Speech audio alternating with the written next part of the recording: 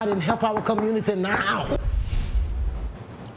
It's been pretty active on this Thursday. We had heavy rainfall move through earlier this morning and earlier this afternoon, and even now we have still widespread showers and thunderstorms stretching from Texas all the way through the East Coast, and even severe weather in parts of North Carolina, but even a few in South Carolina as far as severe thunderstorm warnings. But back here in Louisiana and Mississippi, we are dry just south of Interstate 10, but more of heavy rainfall into Mississippi as it is a flash flood warning just north of Hattiesburg. But in Acadiana, dry for this evening, but we do have that thick cloud coverage still in our area. But temperatures, on the other hand, very nice.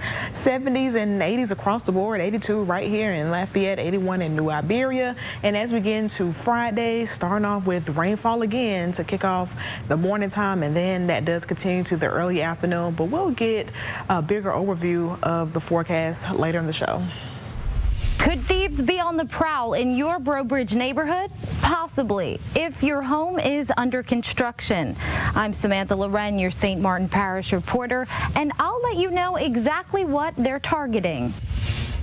In the early hours of Wednesday morning, Perna Group Construction Company got an alert on one of their surveillance cameras at Lisa and Jeff Babin's home under construction. Perna Group Vice President Cody Dodge says nearly $4,000 worth of items were stolen. We had the vehicle pull up in the driveway, and it pulled up, stayed for a while, and then left. We had all of our shingles delivered, and we had 4 pallets of shingles, and the morning of Wednesday at 3 o'clock in the morning, 2 pallets of our shingles were stolen. In less than 10 minutes, the thieves went to Shayla Clue's home, also under construction. But their attempt at a robbery failed. Clues tells me one of the thieves saw the camera up in her home and took it down, while another camera captured it all. She says she called St. Martin Parish Sheriff's Office, who arrived shortly after. Sergeant Cortez says Babin's robbery is still under investigation. In Breaux Bridge, I'm Samantha Loren, your St. Martin Parish reporter, KATC TV3. Church Point officials are warning parents about a popular toy that's causing safety issues in the community. I'm Jay Malbrough, your Acadia Parish reporter, where one resident tells me she's tired of being in the crossfire. Church Point Police Department released a statement on their Facebook page urging parents to be mindful of the way their children are playing with splat guns. Splat guns are a popular toy that children are playing with that shoots out gel-filled projectile. Some children are spray painting the toy guns black to replicate an actual gun. I spoke with one Church Point resident who didn't want to be identified. She says she makes sure to watch her children while they are playing with splat guns to avoid any potential trouble. Me personally, I watch mine in my yard and I let them do it that way because, of course, when kids are freely, they're going to do things. I can tell my kids at home to do it a certain way and I can let them go freely and they do it another way. And then the end result is me getting in trouble or my young kids. The resident tells me parents should set boundaries for kids playing with toy guns. Church Point Police is asking parents to monitor their children while playing with splat guns. Reporting in Church Point, your Acadia Parish reporter, Jay Malbrough, KATC TV3. More jobs are coming to the Acadiana Regional Airport. I'm Anna Fisher, your Iberia Parish reporter, here in New Iberia, where Senator Bill Cassidy made a visit to talk about a new project that promises new jobs. When we did the bipartisan infrastructure bill, the idea is how do we help Louisiana kind of catch up where it needs to be and then to build an economy for the future. Reinvesting in the country. That's what Senator Bill Cassidy said his goal was back in 2021 when he introduced the Infrastructure Investment and Jobs Act. And this is an example of that. On Thursday, the Louisiana senator joined members of the Iberia Parish Council and the Iberia Parish Airport Authority at Acadiana Regional Airport to tour an existing hangar. Because of this funding, there'll be $2 million invested in this airport. It will create hundreds of jobs. It'll create a future for people to live in this parish and not have to leave to go to another parish or another state. Thanks to a grant from Delta Regional Authority, a new hangar is being constructed and promises to create more than 200 new jobs in the area. Our cities can take care of themselves. It is our rural rural areas that sometimes have the hardest time. And they don't even have the local match to put up to pull down dollars from the state or the federal government. So the Delta Regional Authority can backfill that for a parish which is kind of getting off the mat and getting on its feet and kind of making progress. The Delta Regional Authority helps lift them off that mat to get them going. District 3 Representative Marcus Broussard says he's excited to see this development in his district. Job creation is huge here, getting people to not only work here but live here. So this is the first step in that process. We know we got a great parish, we know we got a great community, and we want to get the people here. Once they get here, we know they're not leaving. The new hangar is expected to be finished sometime in 2027. For more information on how to apply to these new jobs, visit our website at KATC.com or download our mobile app. Reporting in New Iberia, I'm Anna Fisher, your Iberia Parish reporter, KATC TV3. I wouldn't have get here if it wasn't going to be God. So I want to thank God, my mom, my dad for bringing me to practice every day. I'm Paris Flanagan, your San Andreas Parish reporter, and Keith Reed, a Eunice native, will join 13 other athletes from Acadiana to compete in the Olympics. Welcome back, Acadiana. We got up to 90 degrees, and this was earlier this morning at 9:44, and we were just 2 degrees shy of the normal, and our low temperature was 75 degrees at 5:35 a.m. So after that, the temperature started to decrease here as the rainfall moved in, and during the latter part of the morning and early afternoon.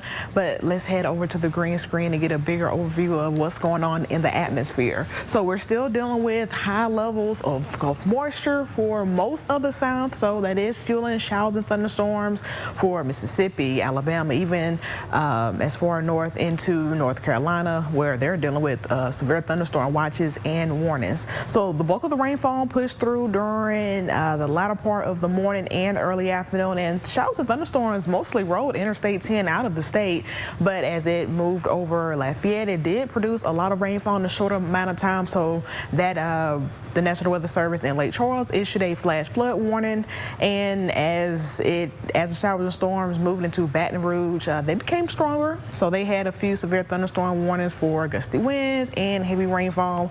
But luckily, we are dry now, but we did have a lot of rainfall that pushed through between 1 to 4 inches of rainfall for Acadiana, even a few parts getting up to 3.5 inches of rain. So we will have more rainfall on the way for Friday, so this will only add, and with moisture still remaining high in the South, we'll continue to have widespread showers and thunderstorms pushing through the next couple of days. So the rainfall won't be letting up anytime soon as long as we have that Gulf moisture here in the South. Now towards the north, they're dealing with drier air, so they won't see much in the way of rainfall.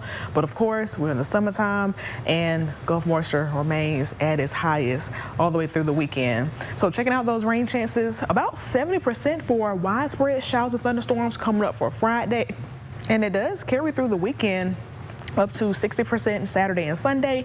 We can even get in on a few nighttime showers and thunderstorms as well. Nothing widespread, very spotty once again, and not everyone will get the rainfall at night.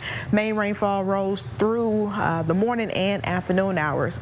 So as we get into the weekend, we can add at least 1 to 2 inches of rainfall again for Saturday, with additional rainfall amounts pushing through on Sunday. But as far as the evening is concerned, very dry, have a few light showers passing through, and still partly cloudy to mostly cloudy skies throughout Acadiana, with temperatures pretty warm and muggy in the 70s. Now for tomorrow, temperatures very comfortable in the upper 80s though, with heavy rainfall at times and still scattered to widespread showers and thunderstorms pushing through. So the heavy rain chances still continue for this 10-day period, mostly from the morning through the afternoon, with highs topping out in the 80s, but we also get a few temperatures in the 70s coming up. But we'll have another snapshot of this 10-day forecast coming up later in the show.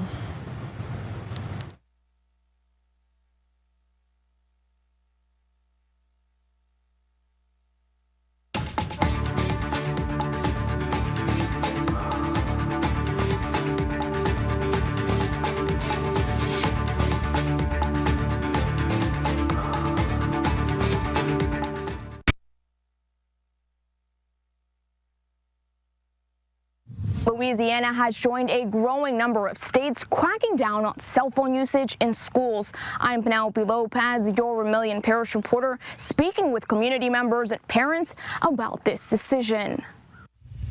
I don't think cell phones should be in school during instructional time. I'm against it. Yeah, I think they shouldn't pass that law at all. All kids should have their phones with them. In today's digital landscape, it's difficult to find someone without their phone. If a kid needs to call and check on their parents or something, they should be able to have their phone. Louisiana has joined a growing number of states cracking down on cell phone use in schools. Governor Jeff Landry signed a bill banning students from having cell phones on their person. The Senate bill passed unanimously with an 84-13 vote on the House floor. The law prohibits the use of cell phones during instructional class and requires students to turn off and stow away the phone. If kids would know how to use cell phones and be digitally responsible, cell phones are a great tool. Vermilion Parish Superintendent Byler says this bill mirrors the district's existing policy. That has been our policy, that students are allowed to bring the cell phone. They just have to be in the off position, and they need to not be on the student's body. We don't penalize kids if they were off and in the bag, because many of our students need those phones. These policies have created a significant divide amongst parents in Vermilion Parish. Parents like Alton Minchin argue the cell phones provide a sense of security in case of emergencies. The way the world's going now, you never know if people come in the classroom to shoot it up or a chaos comes on at school or something. You don't know. I mean, they can grab their phone. They can save the whole school. While other parents like Kay Shalene see the benefits of sending students with phones for emergencies, she believes this ban can help reduce distractions in the classroom. It is good for emergencies, but they don't need it on their desk. It should be away. It should not be occupying their time when the teacher is speaking. The ban takes effect at the beginning of the 2024-2025 school year. If you have a story in Vermilion Parish you would like me to know about, you can contact me using the information on your screen. Reporting in Abbeville, I'm Penelope Lopez, your Vermilion Parish reporter. And coming up in the show, the Super 16 continues, and today we will preview one of the best receivers there is in the state. We'll have the story on Kylan Wheeler coming up.